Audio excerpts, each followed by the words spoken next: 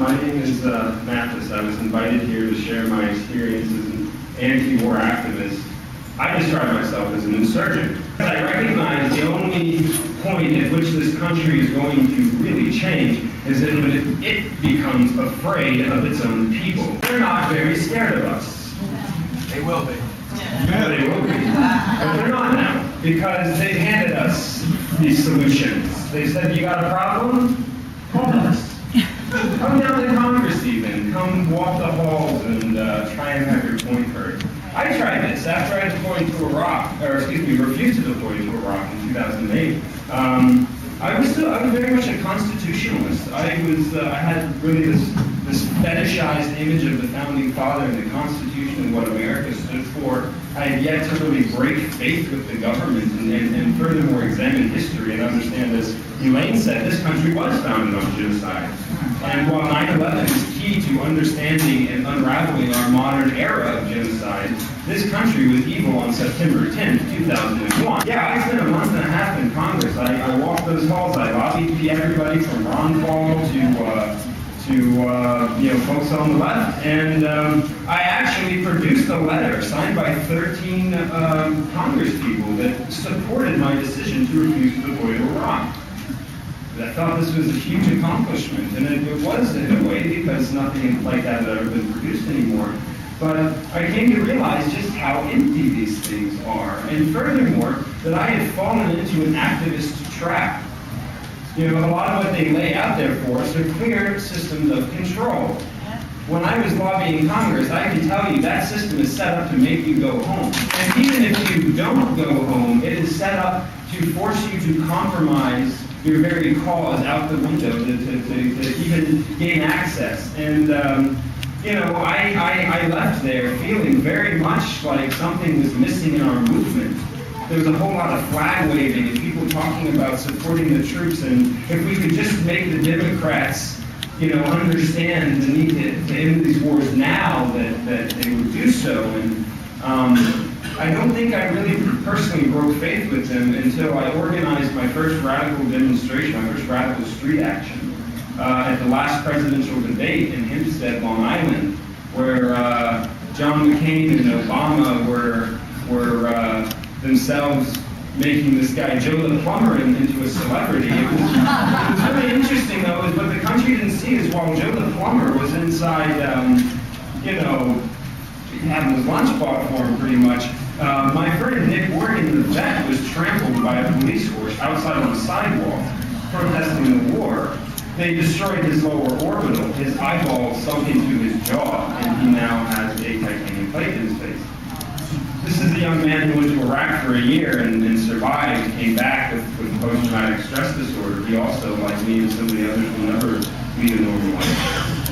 But I realized when that happened that this was the same game as Bush. Obama didn't even blink. If he was my guy, oh man, I thought I drank the Kool-Aid. I was smoking the Democrat. But I came to really quickly. When I saw my friend there bleeding on the sidewalk, I came to very quickly. And since then, I have understood that the only thing this government responds to from its populace is resistance. And they will, which is why we must. Resistance is the only thing that's going to change things. Resistance. That's why I spend my time now organizing radical street demonstrations, because we need to be visible. We need to be confrontational. Yes. We need to completely break faith with the U.S. government, because they are not doing anything right now that they haven't done for 200 years. This is crazy. A lot of people didn't understand why me, as a veteran, as somebody who went to Afghanistan and the Philippines on March 20th last year, decided to burn an American flag next to the White House at an anti-war rally. A lot of people didn't understand that. They said, how could you do such a thing to a symbol that your brothers and sisters were buried underneath? And I said, that's exactly why I can't stand to see that. They invented the symbol. They told us what it means. They slapped it on our shoulders and sent us off to die and to kill. And when we came home, they wrapped our trauma in it, and they buried our stories under it, and they buried our friends under it. and we're gonna fly for them, I would rather wave a fucking rattlesnake over my head than that piece of shit. Also, I bring up a lot of the anti-war movement, and it's one of the reasons why, like Cindy, I'm not necessarily popular anymore. The fact that, look, we, in many ways, and I'm new to the truth movement, I'm a 9/11 truther. I need to be asking questions and demanding answers, and I've been more deeply involved in the peace movement, so I can only speak for the peace movement. But we've developed quite a bit of dissidence. We march through the streets and talk about crimes and atrocities and so on and so forth, but then we talk about how wonderful this country is. Yeah. You know? Like, in a way, it's like we walk around and we talk about the government having murdered its own citizens on 9/11. Yet, we still wave the flag. There's a certain degree of dissidence there that even people looking at our movement, at least the peace movement, and deciding whether or not they want to be a part of it, can see. And they understand, especially soldiers. I specialize in working with active duty soldiers and veterans. And I have come to find that they don't appreciate being lied to. They don't appreciate us out there organizing like sociopaths, which far too often is what happens.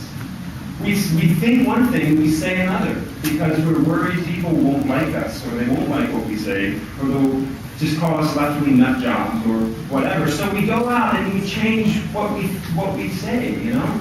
And I tell you, there is a definition for somebody who will change their personality, change their message, tell you anything that they need to tell you to get you to agree with them or do what you want them to do. It's called a sociopath. And if we're organizing like sociopaths, what healthy is going to come of this? We may throw the criminals out, but, you know, we need to embrace the truth. The truth is these wars are genocidal. And the U.S. soldiers and Marines and airmen and sailors are carrying them out. They do it because they think people support them.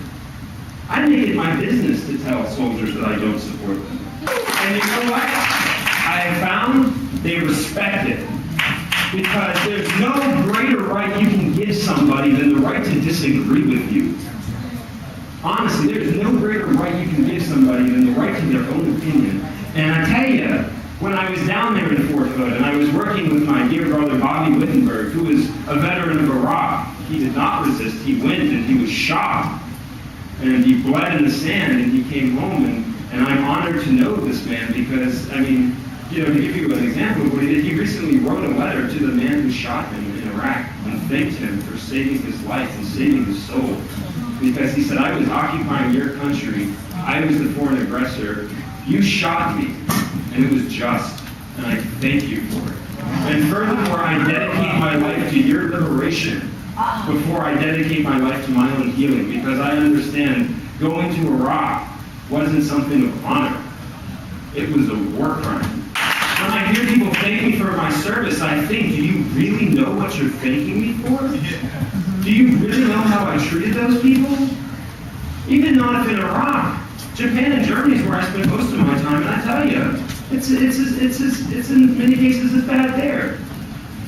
There's some sick things going on in the military, and if you people knew about them, if you people experienced them, you wouldn't support troops, and you wouldn't think of them as heroes, because I tell you, I am less of a man.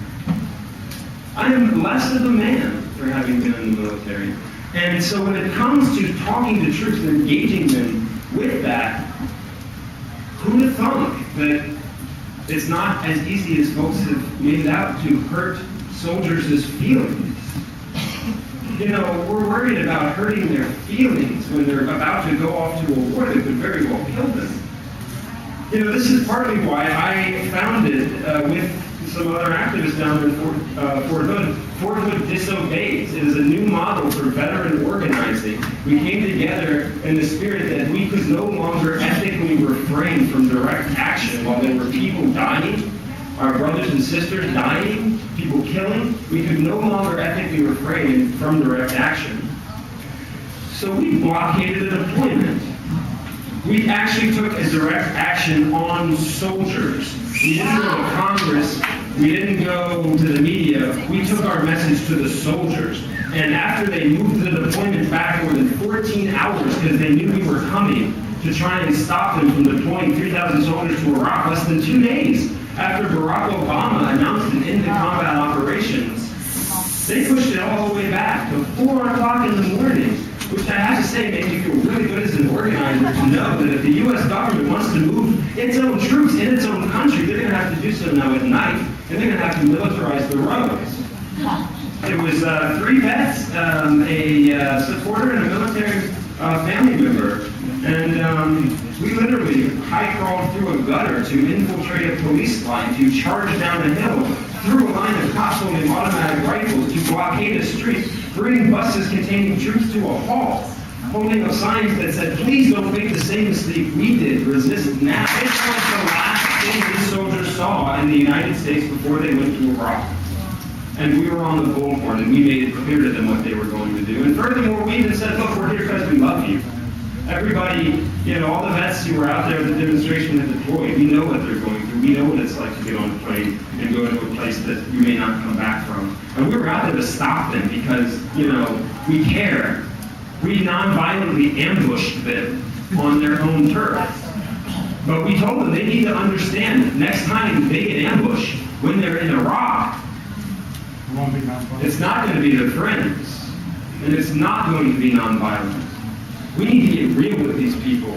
If we really think that the war is a crime, the last thing we should ever do is tell somebody going to commit it that we support them. I think that it must be one of the most deepest betrayals of another human being, to just knowingly allow somebody to go and do something that that you've even, if you've been in the military, experienced to be a heinous crime. The 9/11 Truth Movement needs to adopt very radical, direct, confrontational tactics and organizing styles with the government. I got to tell you, I'm not here to be agreed with, and I know many people probably don't, but these people aren't going to react until you make them scared. And when you're walking around, waving their symbol, using their rhetoric, talking about their Constitution, which was written, as Elaine said, by slave-owning, for Christ's sakes, Thomas Jefferson helped found the American eugenics movement. Thomas Jefferson, the simple beloved father of American democracy, founded the American eugenics movement in his book, Notes on Virginia, when he wrote that he suspected black people came from lesser human material than white people, which is why, in fact, slavery fit them very well, and that it was a just arrangement at the time. It hurts. It hurt me so bad to break faith with this country. Especially after I've suffered carrying out its will. But things won't change until we all do. And it's not about us. It's about them. It's about the people of Iraq and Afghanistan and Pakistan who never attacked us to begin with. I can't stand this whole monster and it seems like both sides are starting to suggest that, in fact, Islam did have something to do with 9/11. As a truth movement, we need to be opposing that and saying this debate's crazy. It had nothing to do with Islam. It hurt for me to break faith. But there are people dying. We have visited 9/11 1,000 times over, at least, on the people of Iraq and Afghanistan. I've seen their faces, and I won't ever get them out of my head. I will not lead a normal life until these occupations are over, and we hold this government accountable. And we also need to recognize that the peace movement and the truth movement need to be the same movement. Pledge yourselves to resist. It's the only way we're going to do anything. I'm like, wait, I can't remember at this point how many times I've been arrested. But I didn't want to ever work for the FBI anymore.